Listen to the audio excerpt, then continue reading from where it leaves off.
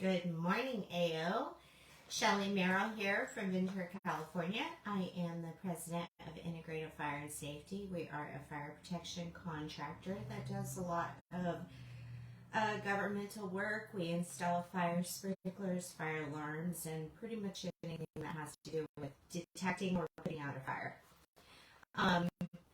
Happy to be here right off the hills of our retreat at Sean's in Nashville. That was super fun. Always a good time. I had a little trouble with my neck, but all in all, it was a really, really great weekend. If you can make it to one of those, I highly recommend it. To Nigel, Lysandra, and Kelly, I haven't forgotten about our Zooms, and I am heading out to Arizona for a retreat, and I'll be back I'll be back at least on Monday, and I'll get those set up. So I just wanted to touch base on that and let you know I have not forgotten about you. Okay, so I am here to answer some questions and give my opinion or share experience here with you on these questions. So my first question comes from Rosalie. Hi, Rosalie. It was great seeing you in Nashville. Okay, what are some safety precautions that I can take when going to a new prospect's house? Background: I own a full-service accounting firm, and we help small business owners with all their accounting needs. I recently started working virtually, and sometimes I meet prospects in person at their homes and want to be safe. I'm not aware of any accountants that actually go to their clients' houses. I'm aware of them going to their clients' offices and stuff like that. I'm not aware of it going to certain houses. I personally wouldn't feel comfortable doing that, but that's just me. I would, if I were you, I would be doing as much Zoom as possible. And if we absolutely have to meet in person, I would either meet in a public place like a Starbucks, where they always have Wi-Fi and tables and that, or maybe even do like a breakfast at like Denny's or somewhere where you're in a public place, or I would have them come to your office. If you absolutely need to go to somebody else's house, it might be a good idea to maybe take some self-defense courses and have mace on hand close by, where you know, mace or pepper spray. I say mace, but I don't think they even sell mace anymore. I think it's all just pepper spray. I'm not sure. But there are some things, if you really wanted to protect yourself, you could take some gun safety lessons and maybe apply for a CCW so that you feel safe and protected at all times. But those are just my recommendations on that. The next question is also from Rosalie.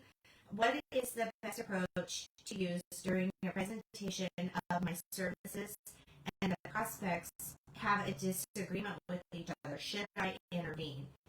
Background: I own a full-service accounting firm, and we help small business owners with their accounting needs. I did a presentation, and the prospects were not in agreement of how they want to move forward.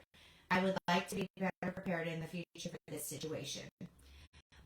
If you wanted to intervene, what I would do if I knew these people and actually wanted to intervene, I would only try to explain the benefits that I'm bringing to them. Maybe they just need a little bit deeper understanding of what it is, the value that you're bringing. But for the most part, it is best to, in my opinion, refrain from involving yourself into some type of internal conflict that's going on. They need to work that out themselves. But as far as just putting it out there, what value you can bring to them, how you can help them, and then let them make their decision. That's what I would do. Next question is from Kristen Pitts. Hi, Kristen. What is the fastest, easiest thing I could do to grow my business from the stage I am in today? I'm a wholesaler in the retail industry selling golf apparel. I am in my first year of business, launching this month of October. I am currently at $16,000 in gross sales. My biggest holdback is driving new business is my lack of cash flow to purchase product to sell. I'm currently using credit cards. My total credit limit is at around $10,000.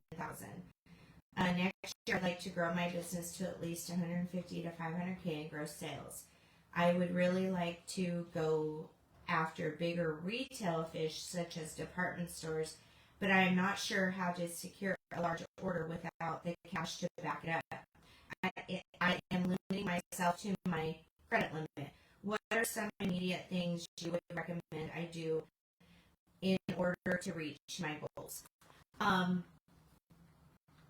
This is not my expertise, and I'll just say that straight out. Definitely not my expertise.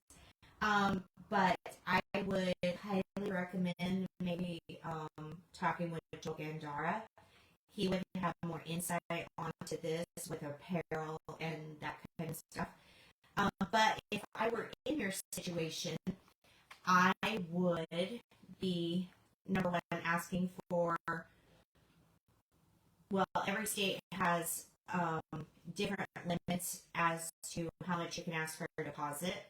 So I would check with your state or your local area and see what you're allowed to ask for a deposit, and then I would be getting those deposits. That will help fund your product purchase, and then once you receive that payment back from them, then that's when you can take that profit and overhead on top of your material purchase and keep reinvesting and growing that way. So I would mainly go for deposits. If you go after a big retail place, I don't think it's uncommon for them to pay a deposit on that. And if that's the case, you could get the deposit, make the order, get the product in, get that to them in a timely manner, and then collect from there. So that would be my recommendation on that. And I don't think it's uncommon for people to ask for deposits, especially special orders, and that should be reasonable. So good luck with that, but definitely consult with Joel Gandara. He is who I would go to if I was in your situation. Okay, and I only have one more question. We gotta get you guys asking more questions. We'd love to share experiences and stuff, but we can't do that if we don't have questions. So please ask more questions of us. Okay, so my last question is from Robin Turpin. Hi, Robin. Always good to see you here. What questions would you ask a shop owner that may want to sell my art? Thank you. I have a meeting with the golf pro who is going to take me around the course so I can take photographs for future paintings. I'm hoping that he would sell the golf scenes in their pro shop, give them as gifts or rewards for members. Some of the questions I would ask would be,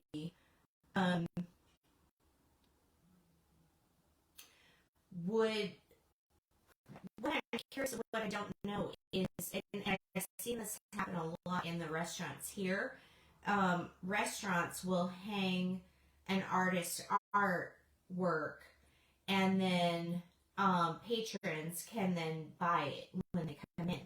What I don't know is if the restaurant buys it and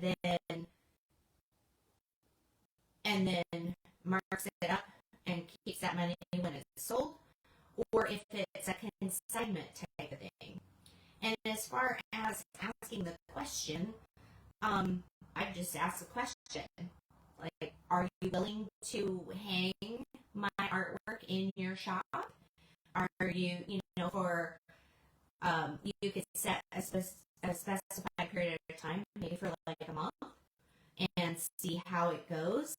I would ask him how long he would be willing to have your art there hanging in his shop. And those are the types of things I would ask. So it'd be great if he'd be willing to buy your art and then mark it up and sell it to his customers. That would be an ideal situation for you and for him, as long as he sells them.